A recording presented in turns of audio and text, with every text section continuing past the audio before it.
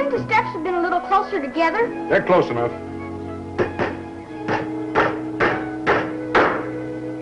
There we are.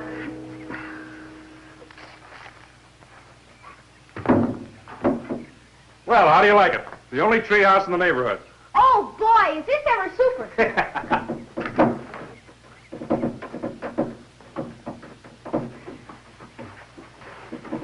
Mom, come and see my treehouse. It's all finished. Dad, this is swell. Come on up. Come on up. I've been up 100 times while I was building it. Well, that's quite a lookout you've got up there. You did a nice job, dear. I didn't realize we had such a good carpenter in the family. Hey, Mom, can I have my lunch up here sometime? Maybe, on some special occasion. We'll see. Isn't it neat, Mom? Wait till the fellas see it. And Butch. Boy, this will show him. He can keep his old racer. Well, what does Butch's racer have to do with your treehouse? He wouldn't let me ride it yesterday. And I asked him real nice, too. Well, what's so special about riding in Butch's racer? It's just an old homemade contraption with some bicycle wheels on a box. Yeah, but it goes real fast. You ought to see us kids coast down the hill behind the grocery store. But yesterday, Butch wouldn't let me have a single ride. So now, I'm not going to let him play in my treehouse. Nobody can play in it unless I say so. It's mine. Well, Stevie, you know better than that. That's right. You mustn't be selfish about it. Well, Butch was selfish, wasn't he? Are you sure? Or maybe there was some reason for Butch not letting you use his racer. Just the same, I'm not going to let him play in my treehouse. Stevie, you mustn't be so selfish. It's my treehouse, isn't it, Dad? I can do what I want with it. Can't I? Well, I want you to have fun in it. That's why I built it. When I was a boy, I always wanted a tree house. And a boy down the street from us had one. And everybody used to play in his backyard. Why, he was king of the block. Oh, boy! That's what I'll be. King of the block. King of the block. Now, careful, Your Majesty, or your crown won't fit your head. Oh, he's just excited. He'll simmer down as soon as the novelty wears off. Look,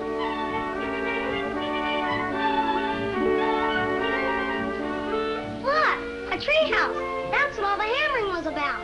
Yeah, it's swell. You stay away from there, Butch. Hi, Steve. Where'd you get the treehouse? I built it, Dad and me. And you can't play in it, Butch. Why not? Because I say so. It's my treehouse. Well, why won't you let me? Because you wouldn't let me ride in your old racer yesterday. Oh, that. It had a wobbly wheel, and Dad made me promise not to let anybody ride in it until it was fixed. But you can ride in it all you want after it's fixed. Who wants to ride in your old boxcar anyhow? It's lots more fun in a treehouse. You want to come on up, Rod? What about Butch? Can't he come too? No, it's my treehouse, and nobody can play in it unless I say so. But you can, Rod. Come on, it's real neat up here. Come on, Rod.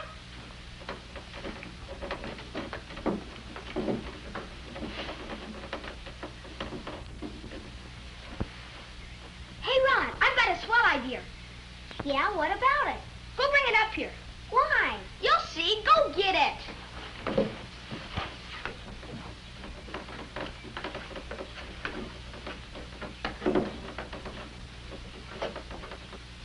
And bring up that rope over by the clothesline, too. Okay. Here you are. But what's the matter with you helping me get them? It's my treehouse, isn't it? Who said it wasn't? Well, I can't carry this up the ladder. Well, bring up the rope.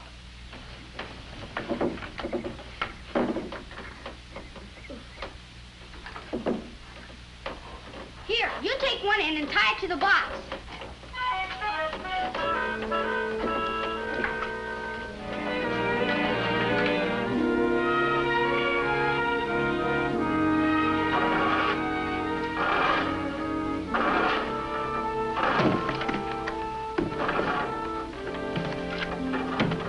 See? Now I've got an elevator. It'll haul things up and down. Let me try it. Now? First go ask my mother for some oranges. I'll lower my elevator down to get them. You ask her. It's your mother. It's my treehouse, and if you don't do what I say, you can't play in it. Okay, then I won't play in it. And you could get your own oranges, too. You're too bossy.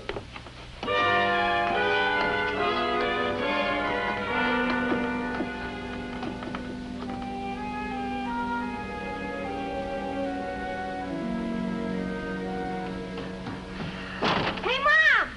She's over at the neighbors, and stop shouting. What were you saying, Joe? But there's no fish in that lake. Well, I don't care what they heard. It still doesn't compare to Rocky Point. Look, Joe, it's my boat and my motor. And I don't see any sense in dragging him up to some lake where there's no fish. Okay, then you fellas go by yourselves.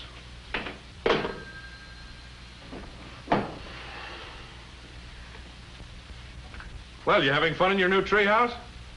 Sure, Dad. It's neat.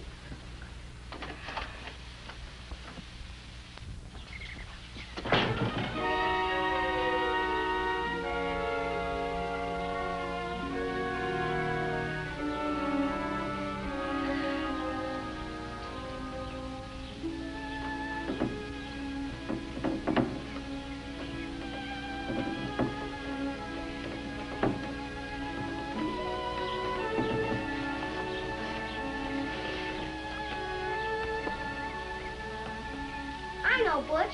Let's play marbles. You got any? I did have, but they're all lost. I'll loan you some of mine.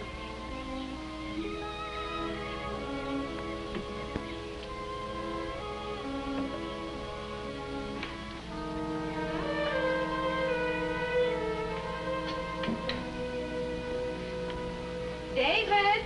Out in the garage. Joe's on the phone. He wants you to reconsider going up to Gull Lake with the rest of the group. He says they don't like to leave without you. Without my motor is what he means. If I don't go, they're going to have to row by hand, and all they'll show for it is a bunch of blisters. Keep telling them there's no fish where they're going. But what about Joe? He's waiting on the phone. Oh, tell him I'll call him back as soon as I get this gear packed. All right.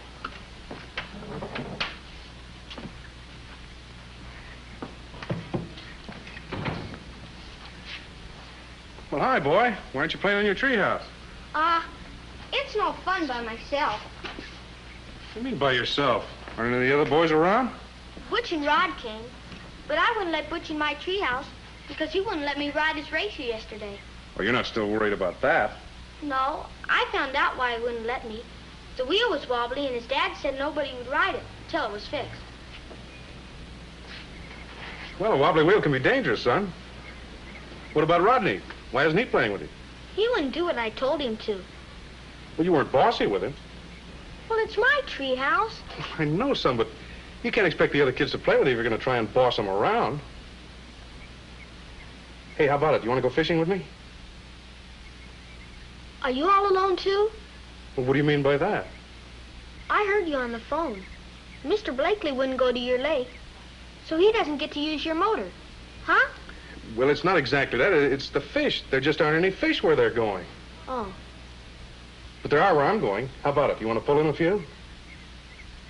No, I guess not, Dad. Thanks anyway. Well, why not? You haven't got anything else to do. There's no one to play with, you say. Maybe if I tell him I don't want to be boss, maybe Butch and Rod will play with me again.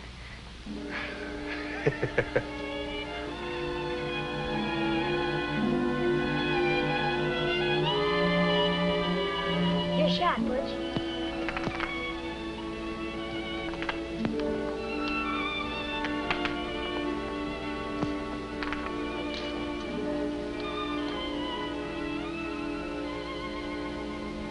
Look, there's old Selfish.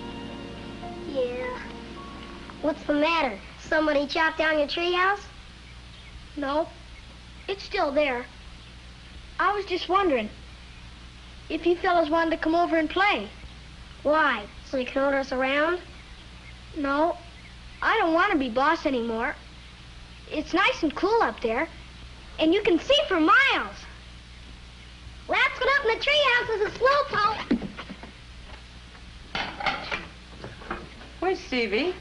I thought our backyard was to be the neighborhood hangout. No one's been near it. Wonder what's the matter. I think I know. I just had a little talk with Steve. Well, it seems to me he's been acting awfully selfish lately. I know. I think it's a case of eye trouble, and I'm afraid I set the example. David. Hurry up, Rod. Don't be a slowpoke.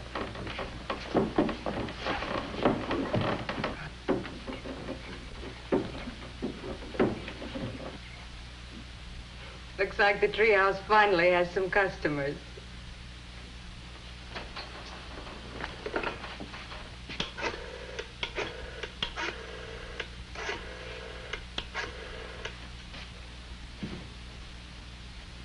Joe? David? Am I too late to go along to Gull Lake with you? Sure. Anytime you say.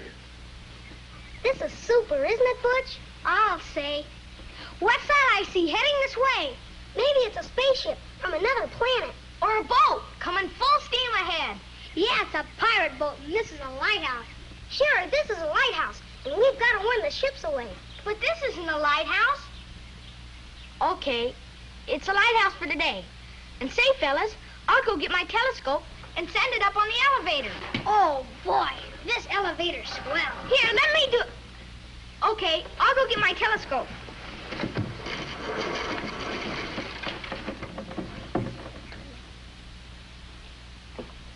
Looks as though the king of the block has given up his crown.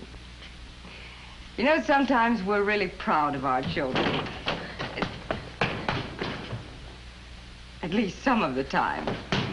Steve. You know, just because we're a Christian family doesn't mean that our children are perfect, nor that we as parents are perfect. But we do know that selfishness is certainly the opposite of everything Christ came to teach us. And here's where the Christian home makes the big difference. Because we have Christ to constantly remind us of God's unselfish love for each one of us when he sent his only Son to be our Savior and Lord. It's hard sometimes to make a home as unselfish as it should be, but with God's love, with prayer, and with understanding, we can do it.